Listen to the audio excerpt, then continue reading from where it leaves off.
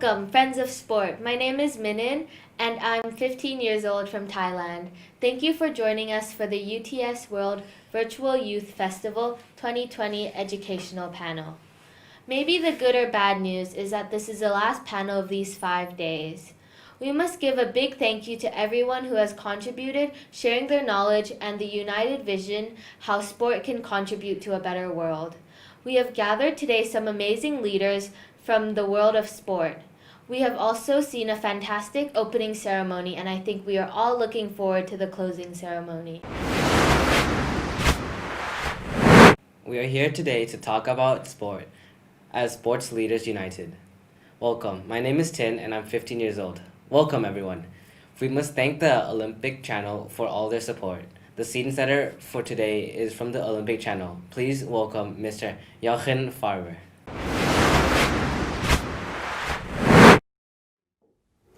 Hello everyone. I hope that you are all well, healthy and safe. Now let me congratulate the AIMS President Stephan Fox for his fantastic initiative. Stephan, it must have to do with your German background that you found such a short, sharp and easy to pronounce title. The 2020 United for Sports World Virtual Youth Festival. Thanks for inviting me, and please allow me to start with commending everyone who has contributed. Since we're near to the closing ceremony, I believe it's appropriate to congratulate all the youth who have made it to the podium. And all others deserve a congratulation as well, as participation is key, and you are all part of an event that Stephan rightly calls a historic event. If my memory serves me right, it's the first ever that the IOC, the IPC and the SOI have all given patronage to the same event. And it proves that we all stand united through sports for inclusion, non-discrimination and equality. The slogan of this event is "One Spirit, One Heart." We have been touched by the opening ceremony and the messages delivered by the ambassadors from all participating sports. We have witnessed outstanding performances. The talent division has been one of the favorites, in which the kids have shared with us their unique talents. I loved it. Thanks for so much dedication and so many smiles. The 5-day conference covered many important subjects. It has, with no doubt, increased the momentum for using sport for good. It has shown many new, fresh perspectives. Of course, we are all looking forward as well to the upcoming closing ceremony. But before, we have another great discussion ahead of us. Thanks, Stephan, for giving me the honor of now open the final panel, which unites many leaders from the sports world. I'm happy to hand over to our youth host. Enjoy, the floor is yours. Thank you, Mr. Färber. We have 4 amazing, inspiring representatives of the sport movement. Please give a warm welcome to our panelists, Kirsty Coventry from Zimbabwe, Kit McConnell from Australia, Andrew Parsons from Brazil, and Stephan Fox from Germany. Now, I would like to introduce Miss Kirsty Coventry. Kirsty, you are a true Olympian, the most decorated African swimmer, a world record holder, an Olympic swimmer, and you are an inspiration for an entire continent.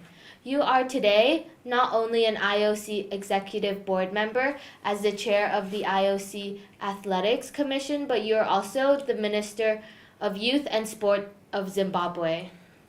What do you think are the biggest challenges athletes face during such unprecedented times? Well, first of all, I just wanted to say hello to everybody and thank you for this great initiative. Doing a forum like this across the globe is really taking the initiative, especially during COVID. So we have seen athletes around the world facing different challenges throughout their career, but 2020 we've seen the impact of COVID-19.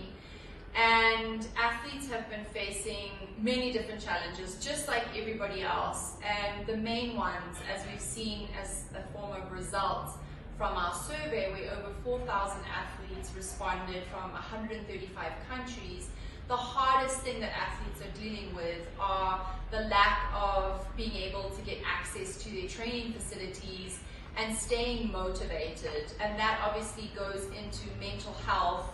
It also goes into nutrition, And I think just staying upbeat, you know, athletes, they do know how to adapt and take on challenges, but this has really presented all of us with so many different new ways and new norms and new ways of doing things, and athletes have really taken it hard, you know, being an Olympic year, having the Olympic Games postponed, that build up and lead up of training for 4 years has now had to be changed.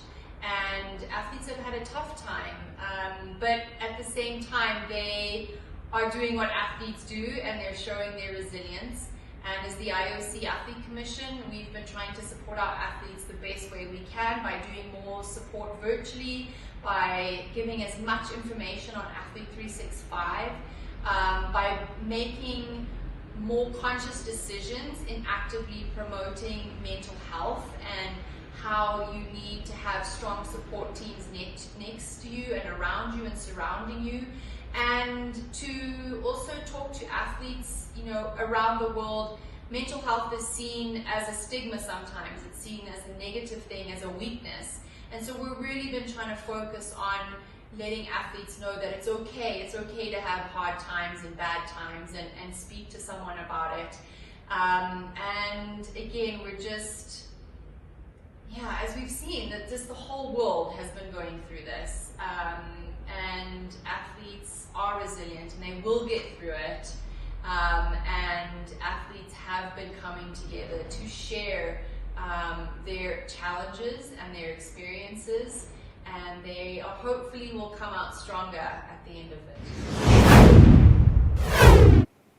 Thank you, Kirsty, for your answer and perspective from the athletes. We truly appreciate all you do for the world of sport. The IOC has started an innovation campaign. Stay strong, stay active, stay healthy. As a successful athlete, what advice would you personally give to any athlete around the world to navigate and to cope with the mental and physical challenges that COVID has brought?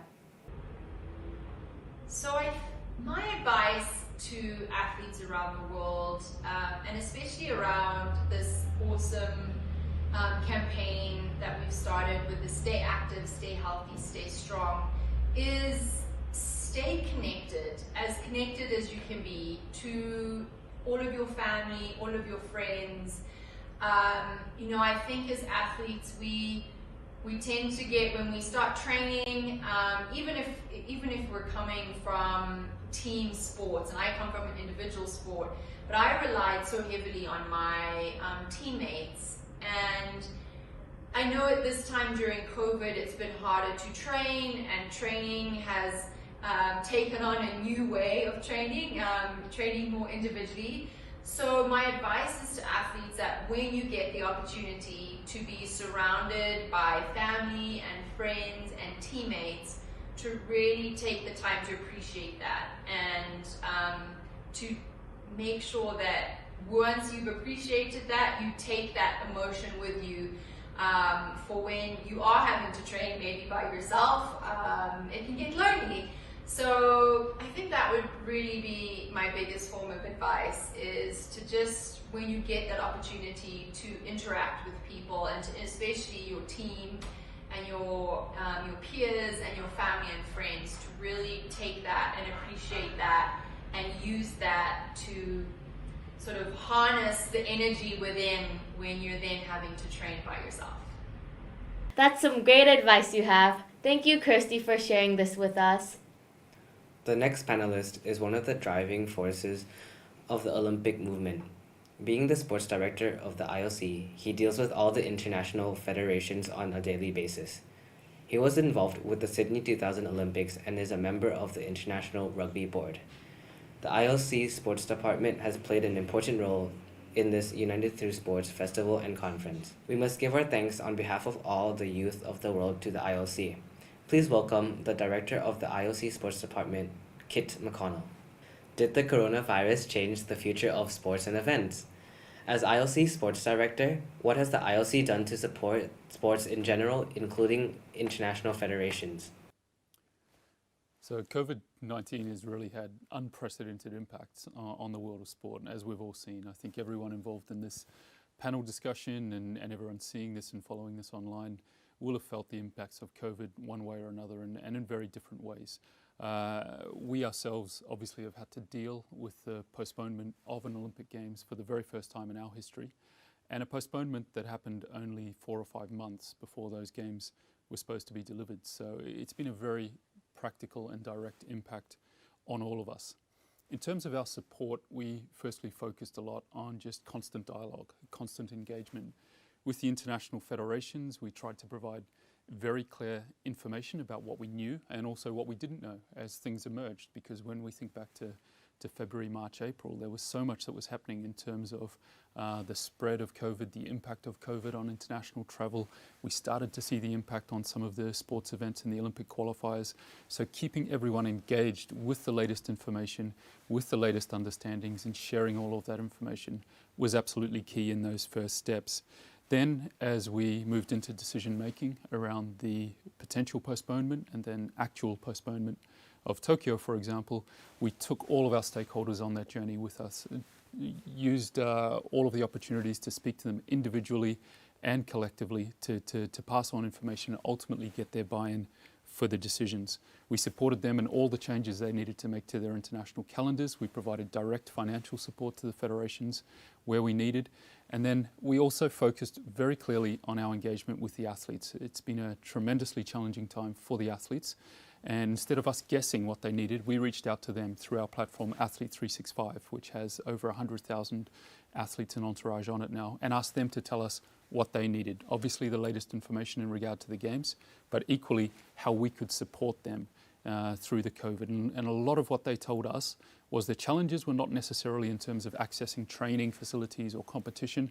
They were dealing with that at a national level, but wider issues, things like mental health that a lot of them were dealing with in their local environments, the pressures of the uncertainty. So we put in place very specific programs for the athletes through Athlete 365 to deal with that. But I think the other thing that we've found through this time is it's also a time for opportunity. And working with the federations, the postponement has given us the opportunity to look at other things. We've seen the surge in e-sport and virtual and simulated forms of sport through this time, wider e-sport and the simulated versions of sport. So we're exploring opportunities with federations and touch points with that community. And I think, like everyone, we've learned to live online as the federations have, and this has given new opportunities to reach out to our stakeholders and everyone, including the athletes, in very different ways. Thank you for sharing this with us, Mr. McConnell. With uncertainty due to the pandemic, what is the view of the IOC towards this predicament, and how could the sports prepare? Yeah, when we look at the impacts of COVID and think about how sport can be both planned and delivered moving forward, I think that there's really two or three different aspects. Firstly, it's clear the impact has been huge across the world. We're sitting here in nearly mid-November, and there's still a lot of countries where international sports events are not taking place, national sports events are not taking place, and athletes are struggling to train and prepare. So the impacts are still very much felt around the world, even though we see the very positive signs about the return to sport here in Europe in particular, and this has to be done in a very responsible way.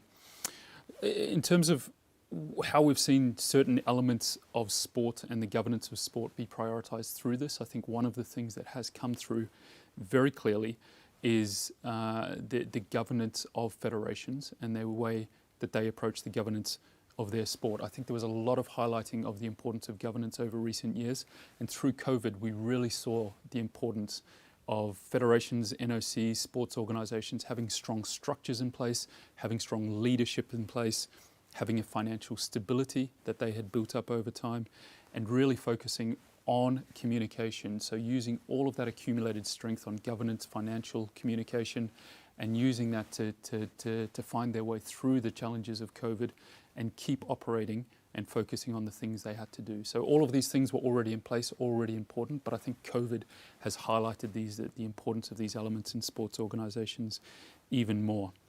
Equally, we've seen the need to obviously adapt the way that we deliver sport. That's what we're going through right now in the planning for Tokyo 2020 and Beijing 2022.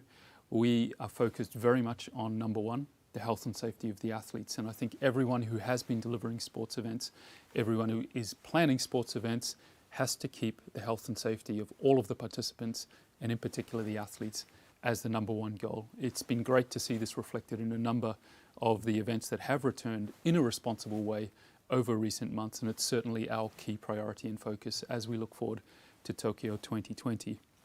Beyond this, I think all sports have learned to adapt all of the other requirements, the service levels, the operations, all of the rules and regulations they had in place have been adapted. We've kept the core integrity of the health and safety, we've kept the core integrity of the technical side of the sport competition, but everything else around that in terms of the way events have been planned and delivered has become flexible, and I think this is one of the key lessons, that this can happen to make sure that we can deliver safe events in this environment. And as things move forward, this is certainly the goal with the Olympic Games. This will also leave some legacies, because I think it's allowed all of us to explore areas that maybe we hadn't explored as creatively or as flexibly as we have previously. So even though it's an adaptation to the current climate, it's also an opportunity for us to look and adapt our events in the future to reduce costs, to reduce complexity, and have that focus on athletes and the field of play. And equally, I think as we look forward with sport, we see just how important sport is. It's so important, as we know, for the health, the individual health. It's so important for the mental health. And I think as we look forward, we also see sport being very important for the health of societies. As COVID has kept a lot of people in their houses, in their local communities, it's been a challenge for everyone to connect as communities. And I think as the regulations start to allow more flexibility, sport will play an absolutely critical role in bringing people together, not only in front of a television, but equally physically together in terms of participation in sport and support for sport. So I think moving forward, sport will have an even greater role in society, perhaps, than it did before COVID. Thank you for your insight and answer, Mr. McConnell, and all you do for the IOC and the world of sports. I'm pleased to welcome Andrew Parsons, the president of IPC. We would like to thank the IPC for giving the youth opportunity to be part of this festival. Mr. Parsons, you are one of the most respected leaders in the world. Only last year, the IPC celebrated their 30th anniversary, and in the last few years, IPC has experienced phenomenal milestones towards the vision for a more inclusive world. We have seen the documentary Rising Phoenix and witnessed the development of the Paralympic movement with such huge achievements. What is truly exciting is what is to come. Mr. Parsons, what are the next steps for the Paralympic movement towards greater inclusion worldwide, taking into account the challenges of 2020? We want to play a major role when it comes to human rights, when it comes to the promotion of inclusion, when it comes to the promotion of diversity. That's why we are partnering with international organizations that are already working in the field of human rights. So we want to understand how we can put the Paralympic Games, how can we put this platform at the service of the human rights movement. But it's also important that they learn what the sport movement can do for them. So we are in this moment now when we are discussing, meeting, and planning together with these organizations and what we can do better together. So I think it's how we can do campaigns, how can we promote things that, in isolation we will not be as strong as we are together. But of course, this is all based in the amazing performances of our athletes. So when a blind skier goes down here 100 kilometers per hour, it's something that changed the mindset of anyone who never saw that happening. So I think that's the power of sport. That's what the impact that sport can have on society. It's first of all to change the perception, so then we can start changing reality. It's a super powerful platform. The Paralympic Games in Rio, we had more than 4 billion people watching the performances of the Paralympic athletes on TV. So this is a very powerful tool. What we need to do is to align with some other international movements when it comes to human rights, so then we can together really start changing the world in a more concrete and more structured way. That's what we're doing now. Of course, the postponement of the Tokyo 2020 Paralympic Games has changed some of our plans, but it gives us an extra year to plan.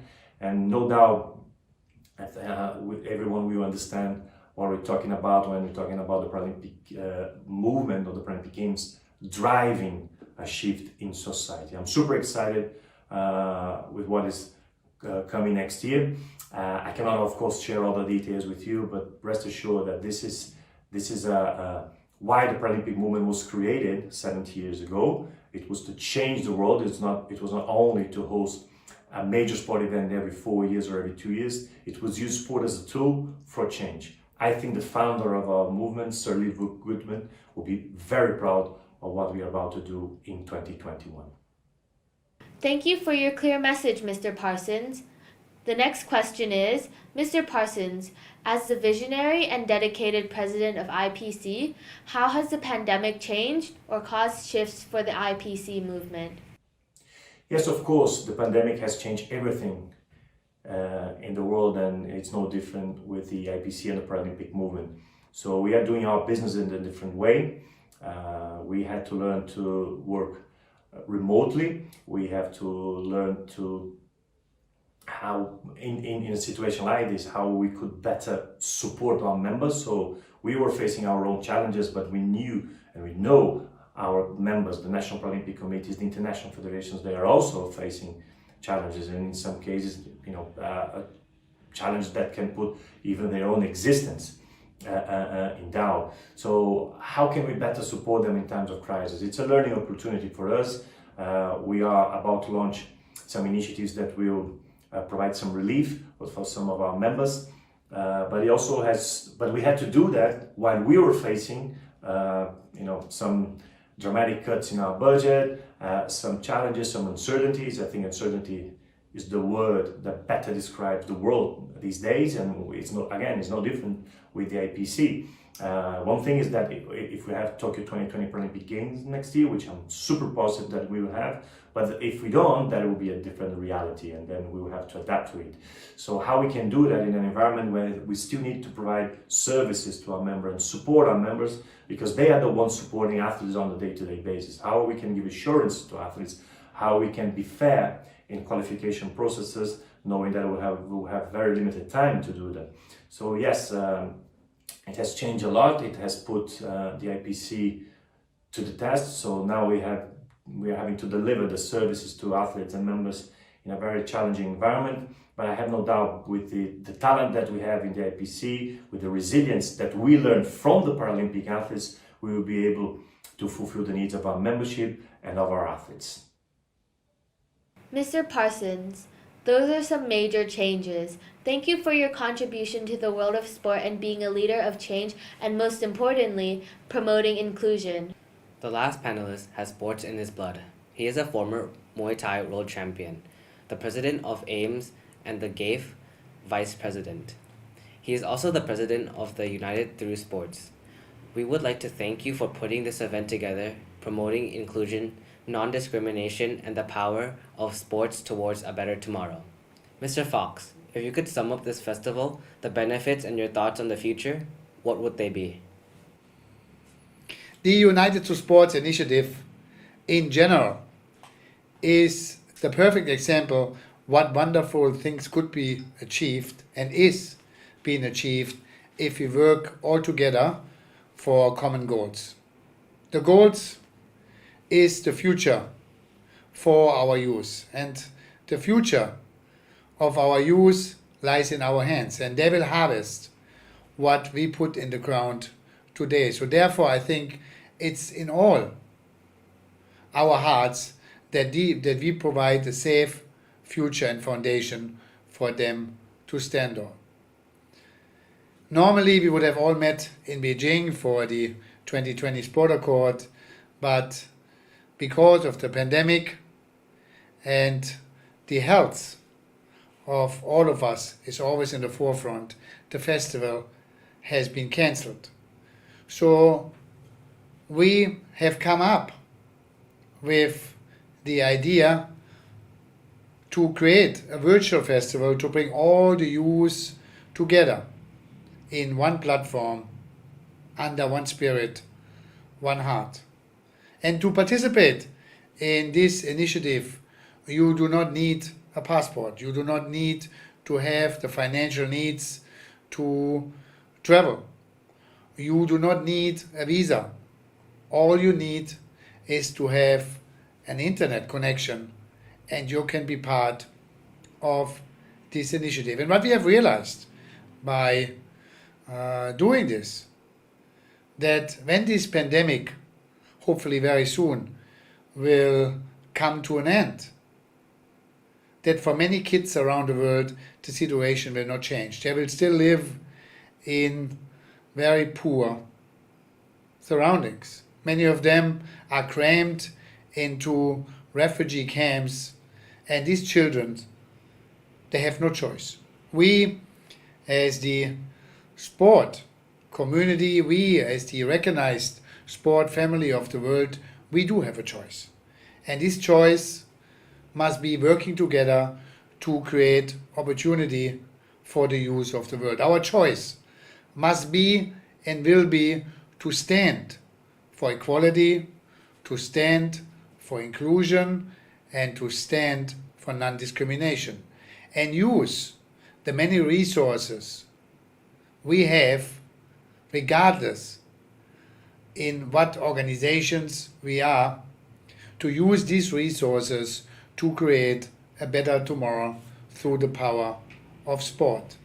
And this is why I think this is not an initiative which is now only because of the pandemic.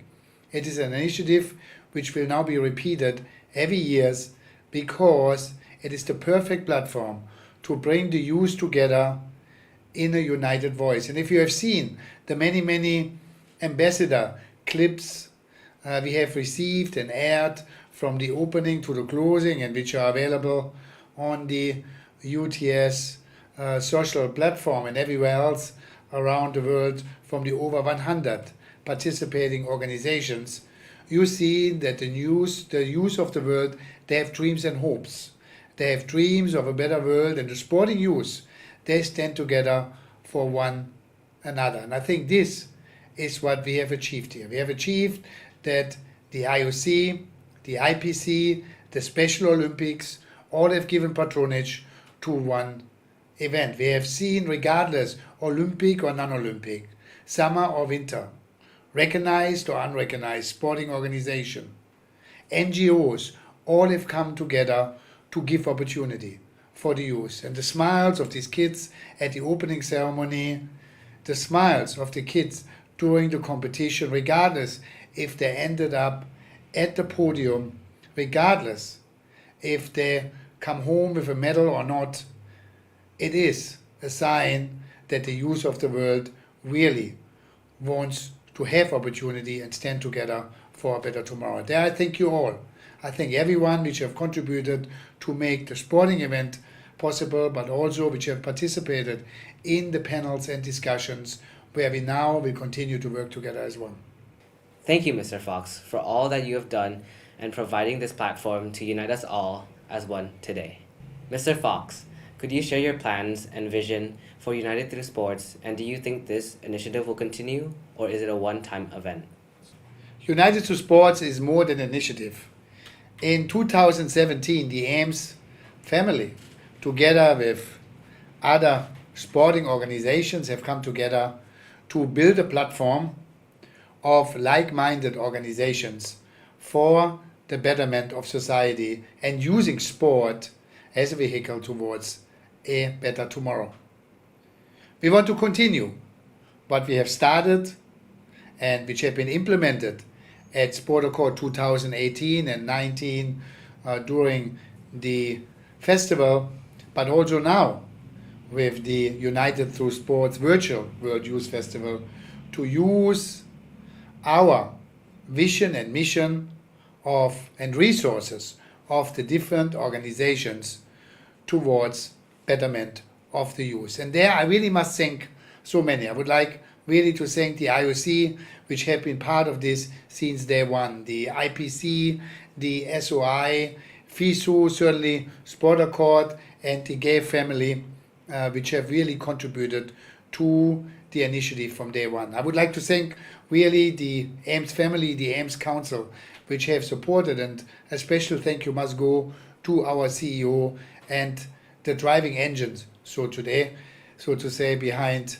the initiative, Julia Govindan. I think we all have different talents, we all have different resources, we have different engines behind us, but uniting them into one and then giving back, especially to the youth, which is desperately in need for inclusion, which is desperately in need for us to stand for non-discrimination, for us to fight for equality. I think this is the heart and soul of United Through Sports, and this we will continue for a better tomorrow. Thank you so much, Mr. Fox. We are certainly excited for what's to come from United Through Sports in the years to come. Dear friends, please give a huge round of applause for our leaders and panelists of today.